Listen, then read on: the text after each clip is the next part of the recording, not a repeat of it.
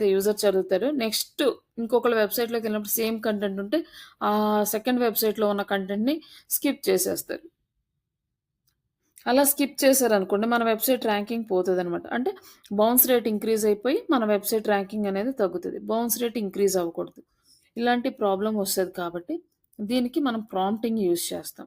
అంటే ఎలా prompt use చేయాలి దీనికి? ఈ ప్రాంప్టింగ్ యూజ్ చేసి ప్రాపర్ కంటెంట్ ఎలా జనరేట్ చేసుకోవాలి? అలాగే దానికి కొంచెం హై వాల్యూ ఉండేలాగా చూసుకోవాలి. ఇవన్నీ గూడా మనం ప్రాంప్టింగ్ కంటెంట్ రైటింగ్‌లో చూస్తాం. నెక్స్ట్ ఇక్కడొచ్చేసరికి మనకి ఆన్సర్ ఇంజిన్ ఆప్టిమైజేషన్ అనమాట. ఇది ఏఐ రిలేటెడ్. అంటే ఆన్సర్ ఇంజిన్ ఆప్టిమైజేషన్ అంటే మనకొచ్చి చాట్‌జీపీటీ గాని, పర్‌ప్లెక్సిటీ గాని, ఇట్లా డీప్‌సీక్ కానీ ఇవన్నీ కూడా ఈ ఆన్సర్ ఇంజిన్ ఆప్టిమైజేషన్‌లోకొస్తాయి.